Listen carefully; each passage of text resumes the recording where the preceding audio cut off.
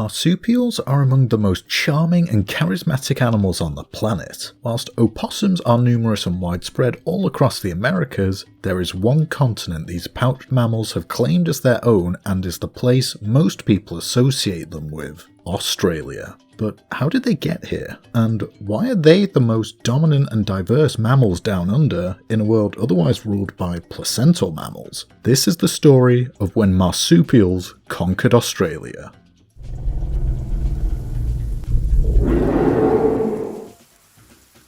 Mammals can be broadly divided into three groups based on their method of reproduction: the monotremes that lay eggs, the placentals that provide oxygen and nutrients to a developing fetus internally with the temporary placenta organ, and the focus of today's video, the marsupials, which give birth to undeveloped young that grow and nurse within their mother's unique pouch. Marsupials first evolved in the Americas, either towards the end of or just after the age of the dinosaurs, around 66 million years ago. Throughout the ensuing Cenozoic era, they dispersed across the southern continents from South America through Antarctica to Australia, as all three landmasses were still connected during the early Cenozoic. I cover this in much more detail in my The Weird Origins of Marsupials video, which you can check out with the card on screen or the link in the description. Throughout the history of people studying mammals, there has long been a paradigm that placentals are the superior mammals, because humans are placentals. This is demonstrated best by the names of the respective groups. Placentals are members of Eutheria, meaning true beasts, and marsupials are members of Metatheria, meaning changed beasts, with the implication being that marsupials deviated from the quote-unquote correct path of evolution,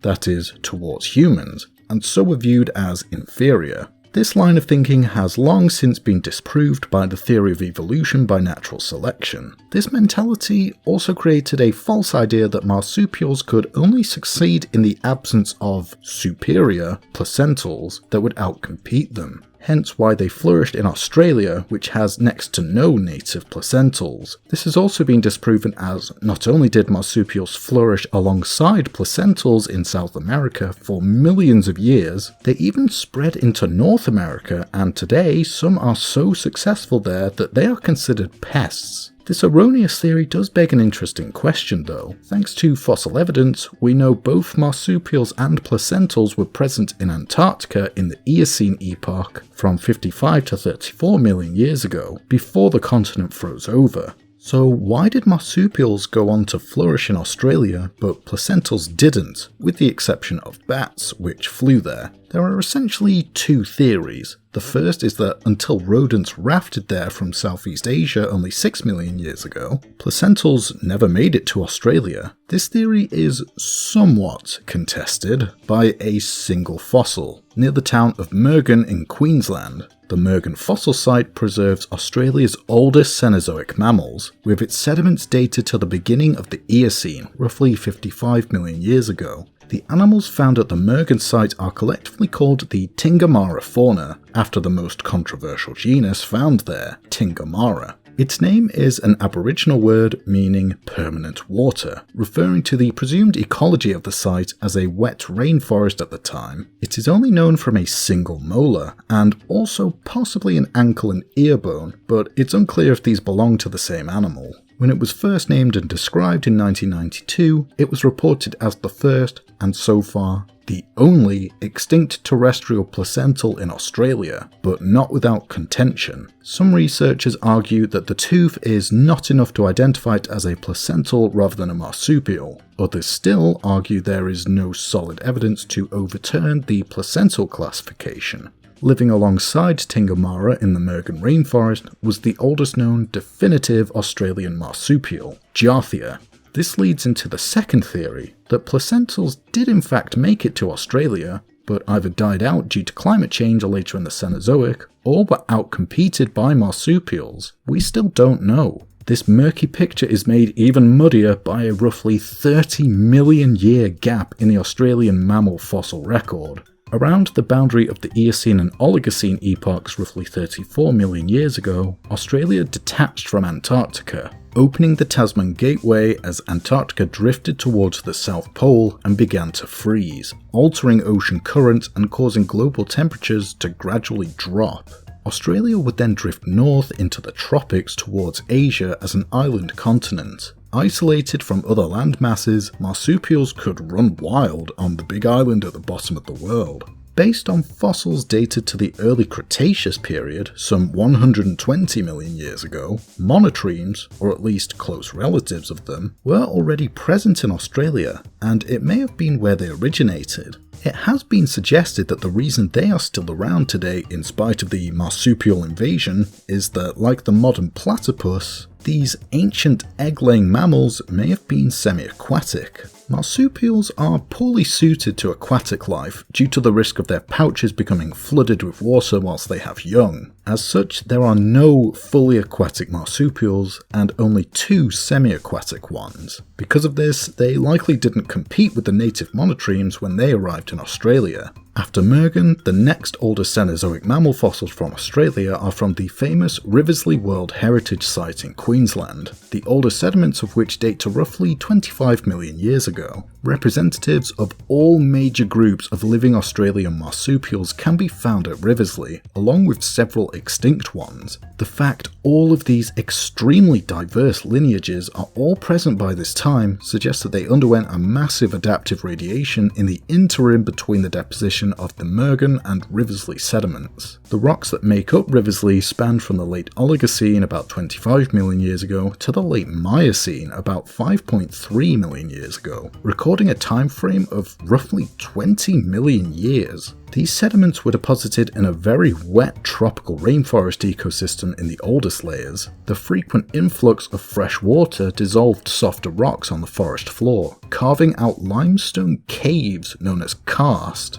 These acted as natural traps that animals would occasionally fall into. Not only would the corpses remain undisturbed by scavengers, streams would flow into the pits, depositing sediment. Bats also lived in the caves, and their dung, known as guano, further helped to preserve their remains. The younger Riversleigh sediments show that as the polar ice caps grew and the global climate cooled, the environment gradually became much more arid as the Miocene progressed, slowly becoming the Australia we recognise today. Into the Pliocene and the Pleistocene, the continued cooling of the climate culminated in the start of the Ice Age, roughly 2.5 million years ago. Being too far north for vast ice sheets and cold tundra, Australia instead experienced an enormous central desert. On top of the incredibly dry climate, the desert was further enlarged by the continent's peculiar shape.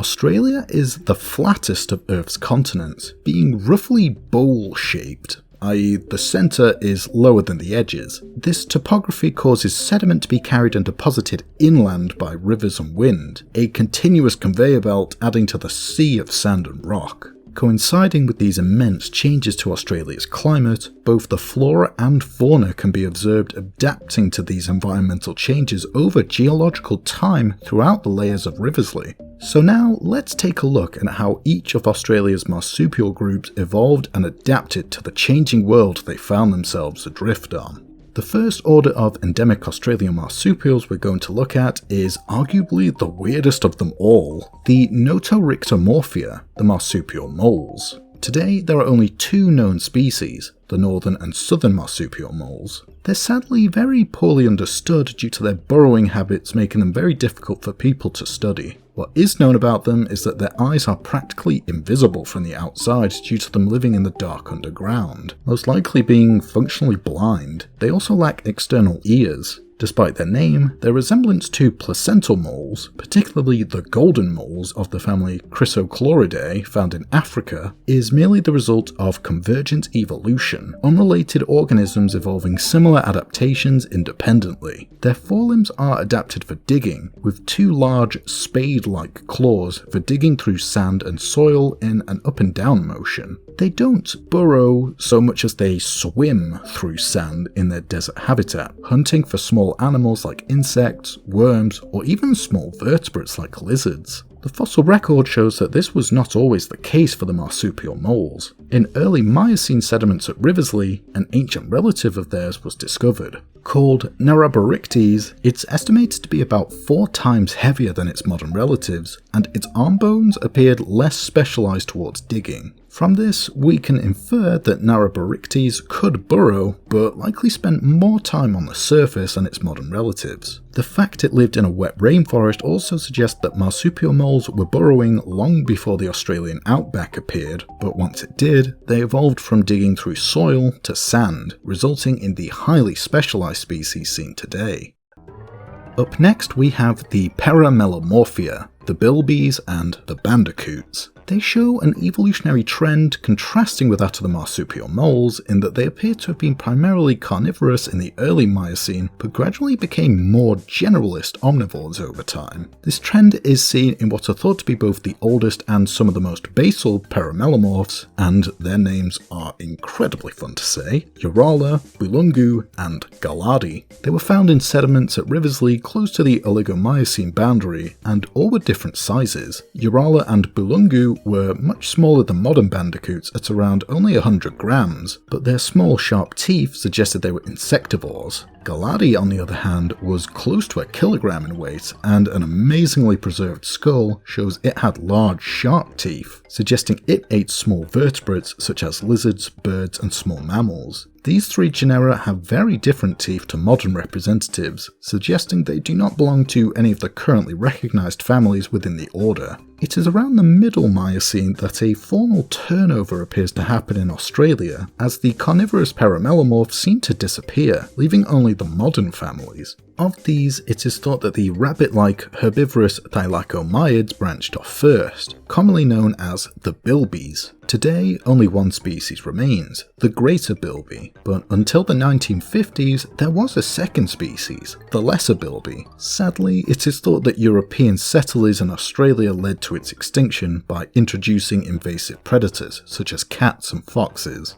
Next to branch off was sadly another very recently extinct member, the genus Chiropus, the pig-footed bandicoot. They had very long and thin limbs, ending in hoof-like claws, hence their common name. It was mostly herbivorous, but would also eat insects and meat. According to eyewitness accounts, it was very skittish and would gallop away if afraid. They too are thought to have been driven to extinction by the introduction of feral cats to Australia by Europeans in the 1950s. The last to branch off is thought to be the family Peramelidae, the bandicoots. The oldest known member was discovered in Middle Miocene sediments at Riversleigh and was named Crash Bandicoot. I'm not making that up. That is its genuine scientific name. Whilst it is of course named after the iconic video game character, it was stated in the paper describing it that it also referred to how it appeared similar to modern omnivorous bandicoots and how it crashed out of the rainforests, alluding to the future evolution of bandicoots adapting to more arid environments.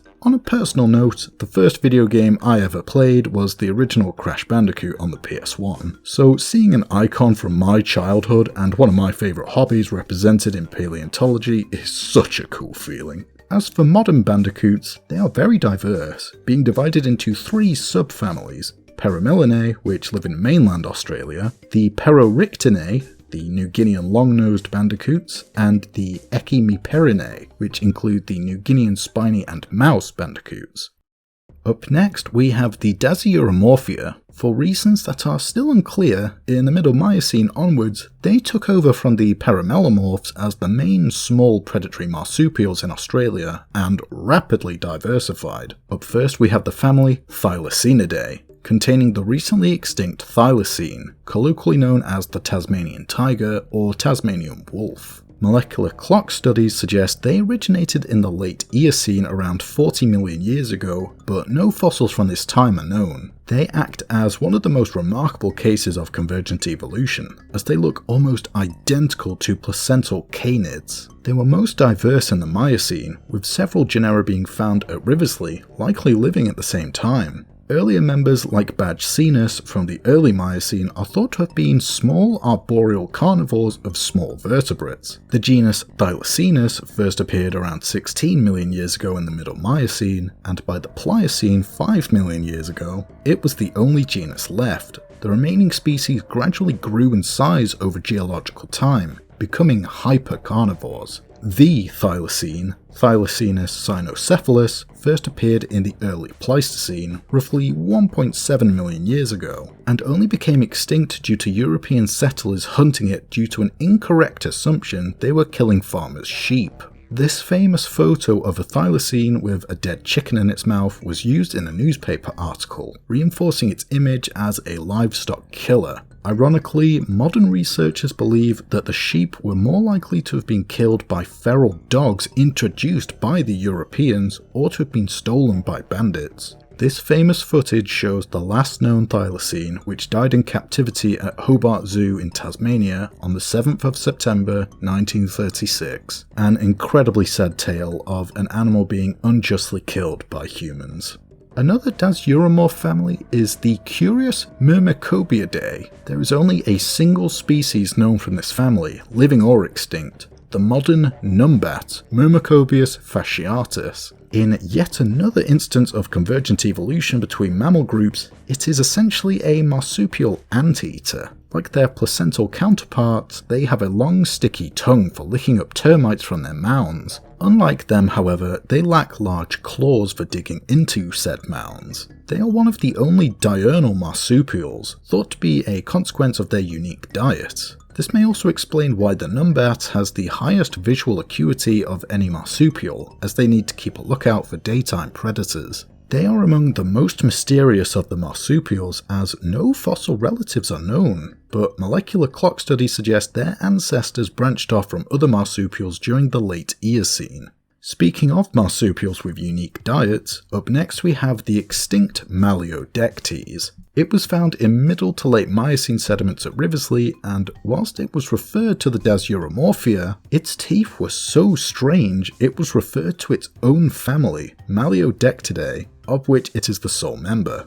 It had large, flat premolars that were speculated to be used for cracking open snail shells, as they greatly resembled those of snail-eating skinks.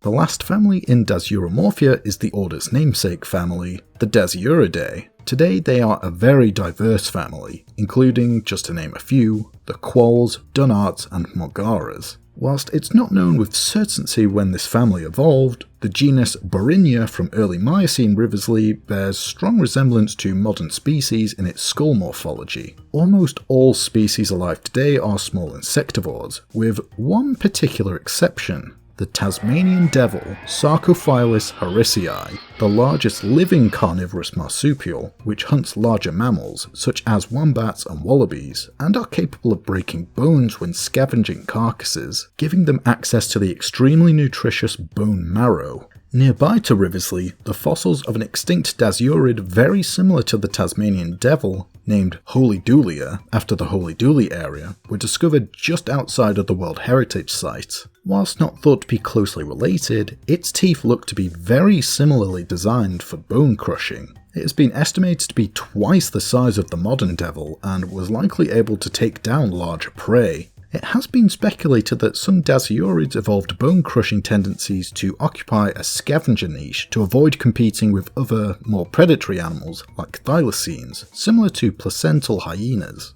Among the fossils recovered from Riversleigh's older rocks was a completely unique type of marsupial, Yalkaparidon. It exhibits a smorgasbord of traits from all sorts of mammal groups, making it extremely difficult to place on the family tree. Yalkaparidon means boomerang tooth, referring to the shape of its molars when seen from above. This type of molar is seen in marsupial moles. Its incisors are large and rodent-like, and likely were also ever-growing. Many herbivorous marsupials like kangaroos have large incisors like these. Many of these traits could have easily evolved convergently with other marsupial groups. Its strange teeth have led to the theory that it fed on things with a hard outer casing but soft innards, as its molars were not designed for crushing, based on similarities with placental tenrecs that feed on earthworms. It has even been suggested it was a mammalian woodpecker, using its incisors to bore into tree trunks to extract insect larvae, similar to the placental eye or even the striped possum. All of this has led researchers to classify Yalkaparidon in not only its own family, Yalkaparidontidae, but even its own order, Yalkaparidontia.